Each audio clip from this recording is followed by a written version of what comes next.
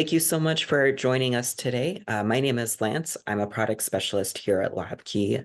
So I'm going to be showing you a little bit more about Sample Manager, answer any questions you may have about a sample management system, and we'll kind of get going from there.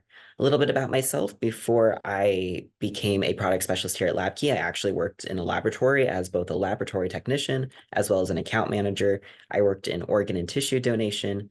And with that, I've worked with a bunch of different LIMS systems, which is kind of repetitive there. But I've also worked with Excel, just handwritten records. And so I'm very familiar with all of the pitfalls of all the systems, but also kind of the pros of them. So I'm very excited to show how Sample Manager takes, I think, the positives of all these systems and then helps improve on where the others kind of fall short.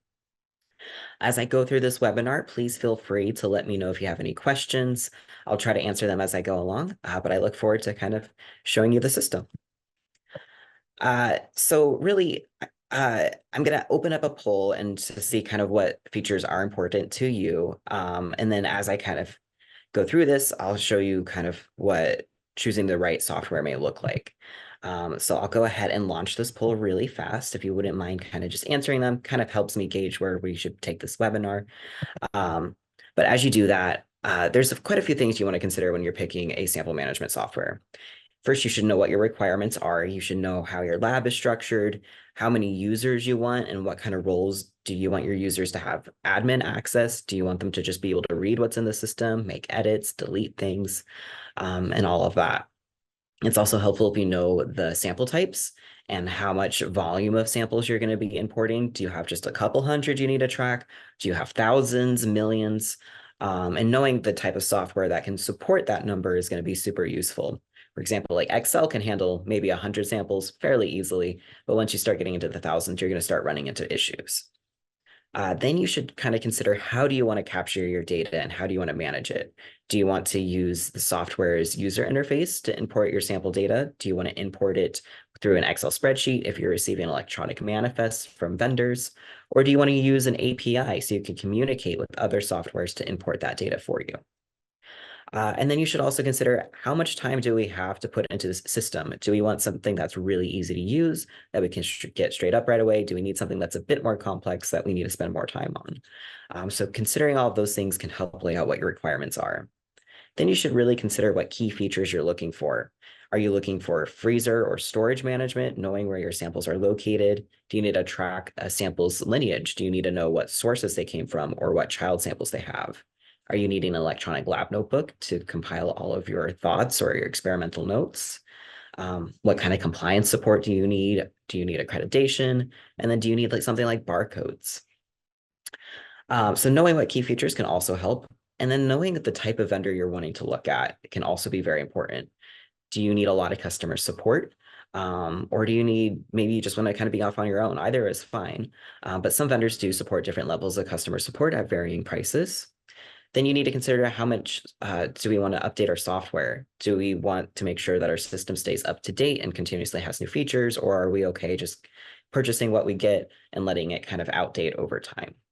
And then you should consider pricing models. Some vendors price based off of just the software itself. Some do user fees. Some are on a monthly, annual basis, kind of whatever you're kind of looking for. You'll want to make sure you ask with your vendor. And then you should probably ask, how can this vendor support my growth as a laboratory? Maybe we're thinking of expanding to new projects later on or adding more users. Can they support you in a real way? So I've highlighted some of the things that I think will be very important for you all to kind of look at as we go through here based off of some emails I've received, but we'll make sure we kind of track all of these topics that we've covered. So a little bit about us. LabKey started over 20 years ago with part of the Fred Hutch Cancer Research Center here in Seattle, Washington of the United States. And since then, we've partnered with a bunch of different organizations. We really work closely with all of the scientists that use our software because we want to make sure that the software makes sense for those scientists and that we're really capturing that scientific data management aspect piece. So we're experts in that aspect, and we're continuously growing and partnering with all of these different organizations, which leads to monthly updates of the software based off of your feedback.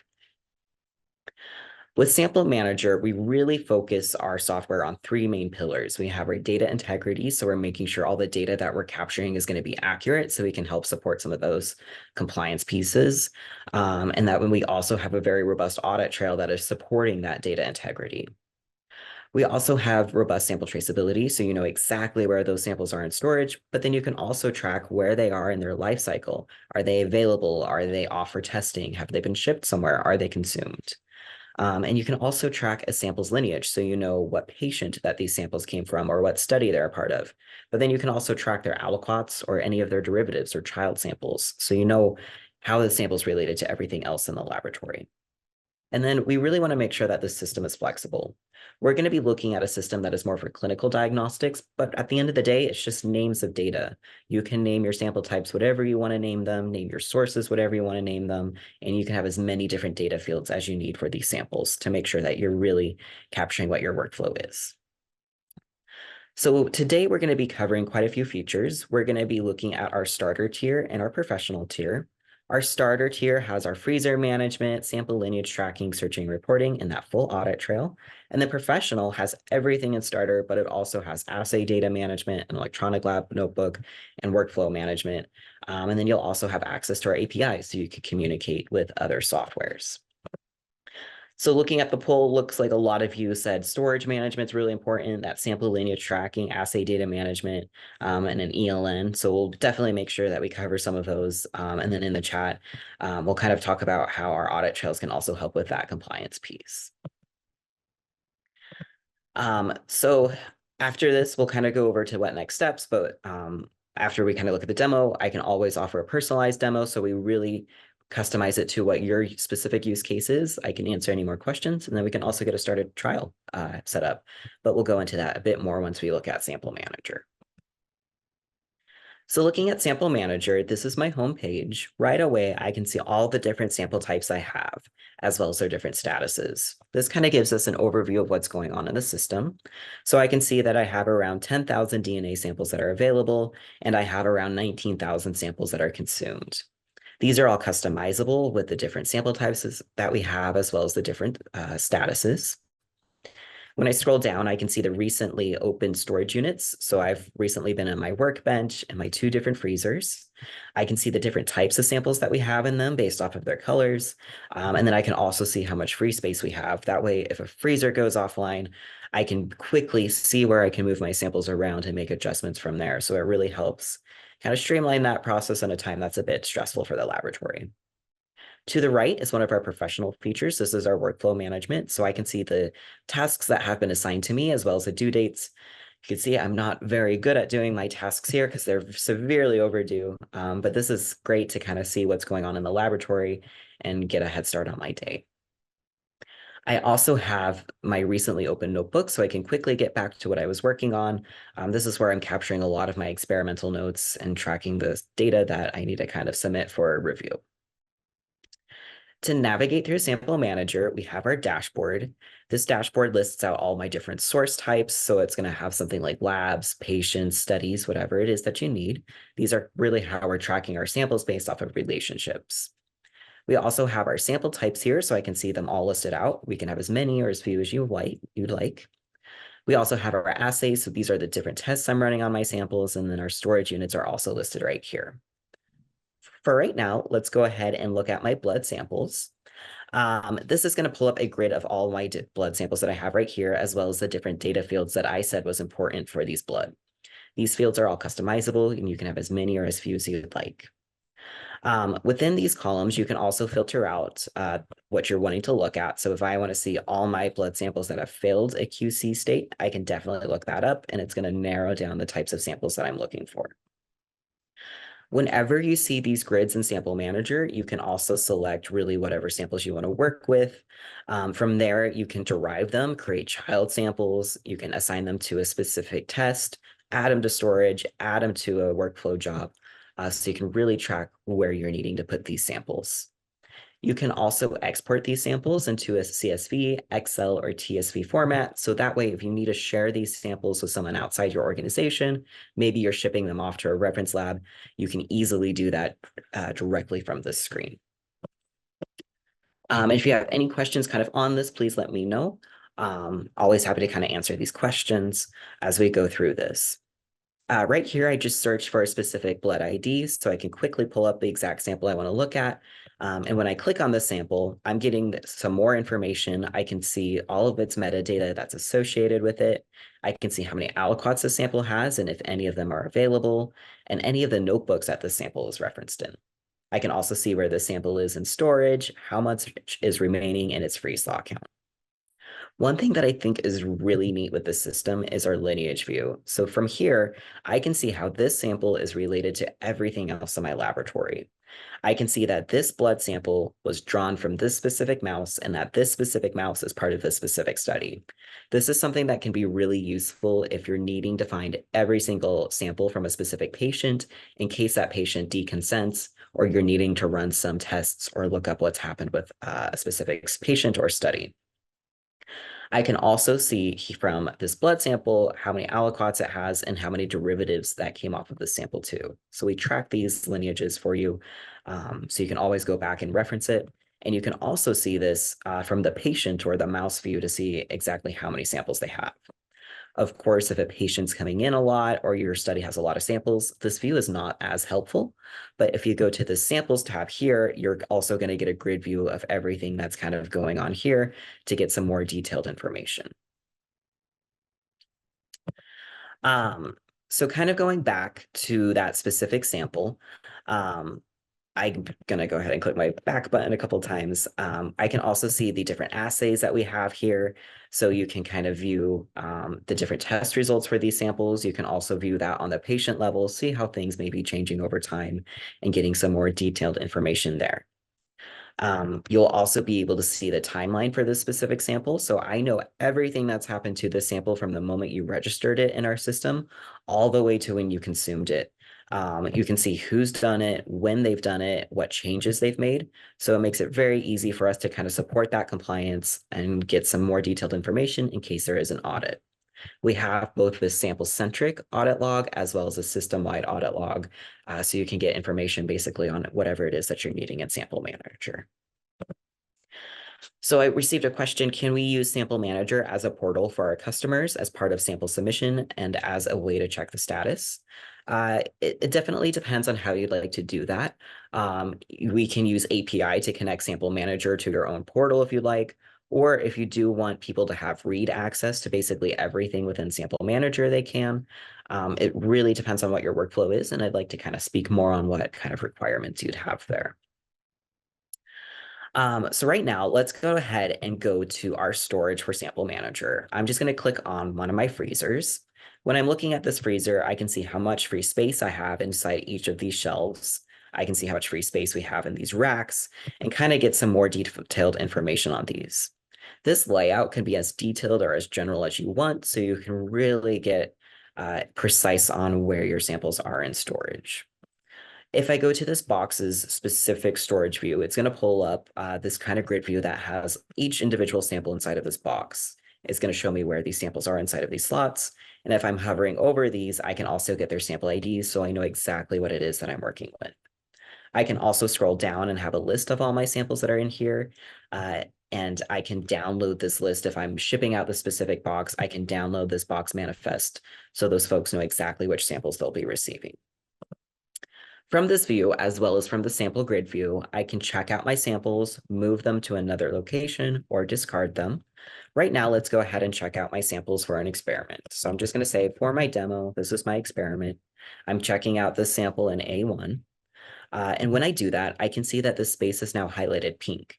This means that space is reserved, so no one else can check in a sample into that specific location because we're assuming that when you're done checking out your sample, you're going to want to put it back in this specific location once again.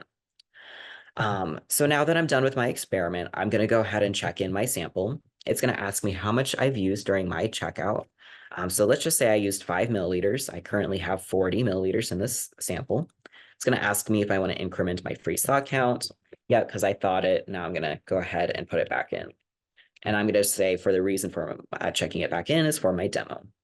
When I do that, I can see that we automatically reduce the amount that's available in the sample and we automatically increased our freeze thaw count. That way we have a real-time update of what's going on with these samples, so you're not going into your freezers looking for a sample that really has nothing left in it. So we're making sure that this is available for you at any point. With these storage locations, you can also move this entire box to one shelf to another, or a freezer to a workbench, really whatever it is that you need. That way all these samples stay together. And if your freezer goes offline for whatever reason, you can also go to the shelf level and move all of these samples from this specific shelf to another freezer. That way they all stay together, and it's super fast when it's really critical to get your samples to another location very quickly. So that's kind of how our storage works in Sample Manager. We make it as easy as possible to get your samples in and out, know exactly where they are in storage. Now let's go ahead and look at our workflows. So our workflows are basically a step-by-step SOP that we're following, where for this specific one, we're receiving our blood tubes, we're going to take aliquots, we're going to run these 3 different assays on these samples, and then we're going to package them up and ship them out. This is a template that I set up based off of my own SOP, but you can have as many different tasks as you want within these workflows to really make sure that it's following your own guidelines and people are following protocols, especially if it's a complicated SOP. We want to make sure that's followed strictly.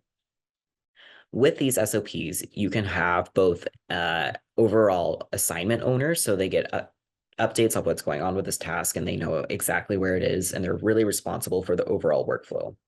I can also assign specific task owners. So that way, let's say Tech 1 is really great at running CBC assays. I can assign Tech 1 to this specific assay. But if they don't know how to run a chemistry assay or they won't be available at that time, I can assign another task owner to that. They'll receive an email notification that they have a task assigned to them. And then it'll also appear in their sample manager instance so they know exactly what they should be doing. With these jobs, we can assign tracking numbers if you're shipping them out. So all of the samples that are under this will now be associated with a specific tracking number. If a sample gets lost in shipment, you can go back here very easily and see what's going on. I can also see the list of samples that are assigned with a specific workflow. So I see I have these 3 samples. I can go over, see exactly where they are in storage and pull them very quickly. I can also see exactly where we are in these tasks. I can import our run data for this specific nutrients assay. And when I do that, it's going to automatically assign these 3 samples so I can then import them. We can import this data through manual input in the UI, through an Excel spreadsheet, or through an API to kind of get those instruments imported into your data. And this also kind of just goes into our assays. So we can have our run details, which is basically going to have operators or an instrument, basically the same thing that's going to happen to all of your samples for the specific test run. And then you have what's going to be different between these samples, which is usually like the test results. So these assays and workflows work very closely together in making sure that we're following protocols as we should, but then they can also work very well with our ELNs. And our ELNs is where we're having experimental notes. This is where I can basically tag specific sources, like a specific samples. And it works very similar to social media, where you type that @ sign and then you select whichever sample it is that you're working with. And then I can really have all my details for my experiment here. I can have in graph or inline pictures, which is a way for me to kind of brag about my cat, show off how cute he is. But then I can also have like graphs and charts in this, or pictures. If I got something off of a microscope, I can put it in this ELN. I can also have these data tables, so I can really kind of have a very precise way of tracking my data, and it's going to be in an organized method. I can have attachments, so if I just have raw data I want to throw in and not necessarily type out, I can also attach it here. These notebooks you can have multiple authors on, so you can collaborate on your experiments together, really get your thoughts. And then once you're done with your notebook, you can submit it off to have an electronic signature, make sure everything's reviewed correctly. If it's not reviewed correctly, the signer can send it back to whoever's writing the notebook, or they can approve of it. And from there, you can download these ELNs as a PDF. So we really make sure that these are very easy to use. You can set up templates for your ELNs, so you can capture data in the same way. And that's something that we can always help out with.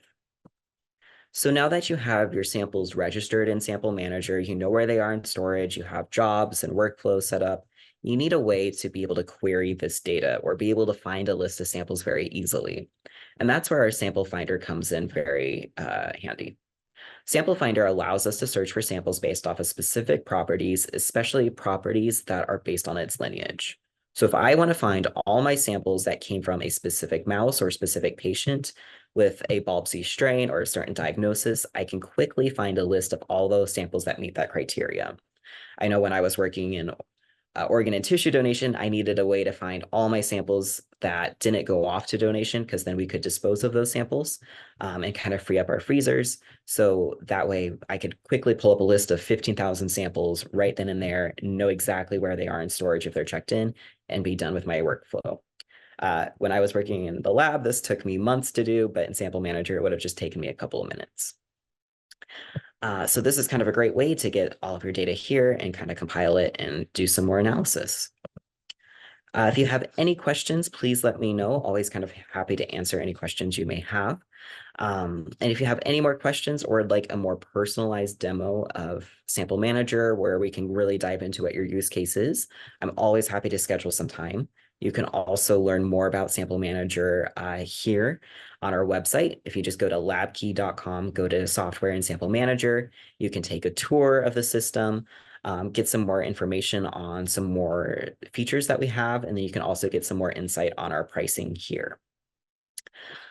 One thing we do also offer are guided trials. This is where I can import a portion of your data. It can be real, it can be fake. That way you can get a really good sense of how Sample Manager would work for your laboratory when you're working with your real data. I'll get it imported to your system. We can do a kickoff where I can show you how your data is set up, do some basic training, and answer any questions you may have. We really pride ourselves on our customer support, and really your success is our success. We want to make sure Sample Manager is going to work out for you. So now I'll go ahead and answer any questions you may have, go over any other topics that you may have. So it looks like data partitioning is important to you, definitely. That is something I didn't really cover too much, but we do allow data partitioning through these projects. So if you see Project Alpha, Project Beta, Project Delta, these all have different sets of data associated with them. If I'm a user only assigned to Project Alpha, I'll only be able to see samples that are under Project Alpha. And I won't be able to see what's going on with Project Beta. So this is a way we can partition data, make sure users only have access to what they should be seeing. And you can have multiple projects assigned to you or just a couple, and your roles can vary between projects as well. But that is a great question. Thank you. If there are any other questions, please let me know. Always kind of happy to help. I know one question we get is, how can we get our data into Sample Manager? Is it easy? Is it hard? Do we get support for that? So part of our onboarding, and that's included in the pricing of Sample Manager, includes importing your historical data. If you have your data like in an Excel spreadsheet or in another kind of virtual format, we can help clean it up and import it in a way that Sample Manager can read. And we also help get all of these different data structures set up for you, all of your different sample types, your naming patterns, we can help you do it. And we try to work very closely with you and get you the training to do that. If you don't want to use spreadsheets, we can also use an API to kind of communicate with other systems to import and export data. Is there an inventory section for keeping record of reagents, consumables, and instruments with assigned locations in QC forms? Yeah, so that is a great question. We can definitely use our inventory here. This is just a sample type that we're using because really at the end of the day, it's another consumable. That's really what a sample is anyway.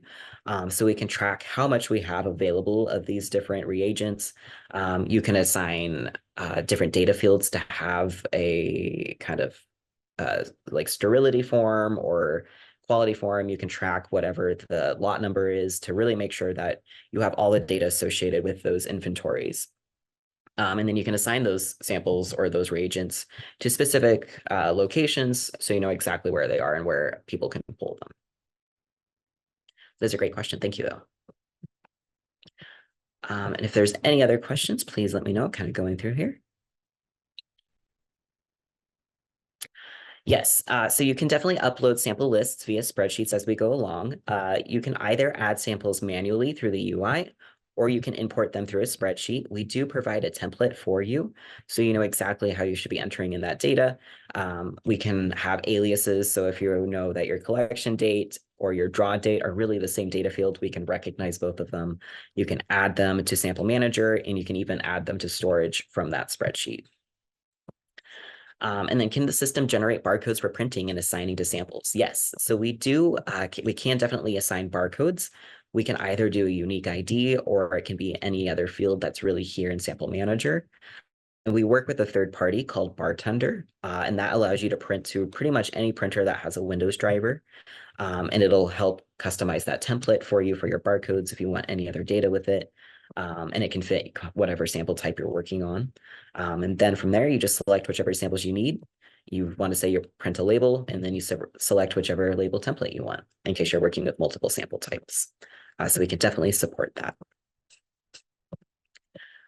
And if you have any other questions, please let me know. I'm always happy to kind of talk more one-on-one or kind of answer them here, whichever one kind of works best for you.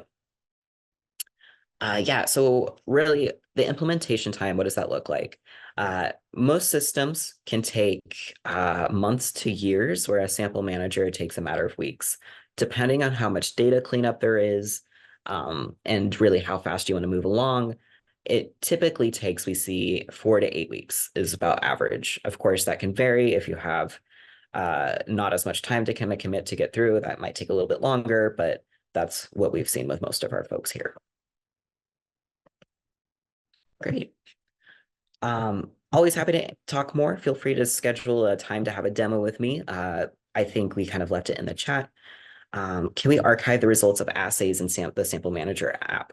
Yeah, so all of our assays will be stored here, where you can kind of go here, check where your different runs are, look at the results. We won't really delete stuff unless you tell us to delete it, so you can keep this here as long as you need. We won't get rid of your data, and this will be also associated with specific samples, so you can kind of get more in-depth information. And even after you consume a sample, we'll still hold on to this data for you. Hopefully that kind of answers your question. Great. Well, thank you so much for kind of speaking. How does the LabKey SDMS work, and is it needed for Sample Manager app? That's a great question. So Sample Manager SDMS is another software that we have. It's a bit bigger than Sample Manager. Sample Manager is kind of the starting point for a lot of smaller labs, and then as they grow, they get into SDMS. SDMS does some more powerful data management, like visualization and reports, and kind of customizing it a bit more. You have like your own server. Sample Manager can be included as part of SDMS. With really our starter for SDMS server, you will get Sample Manager Starter. Sample Manager Starter, though, doesn't necessarily have SDMS, so it kind of works both ways. But that is a great question. And if you want to talk more about SDMS too, please let us know. And yes, this is a cloud system. Is Sample Manager a cloud? Yep, it is a cloud. We work with Amazon Web Services, so you'll be able to kind of read some more about kind of our cloud, get some more detailed information, but you'd have your own private server. Great. Well, thank you so much for joining me. If you have any other questions, please feel free to reach out. I'm always happy to schedule a demo, and I really appreciate you all joining. Thank you so much.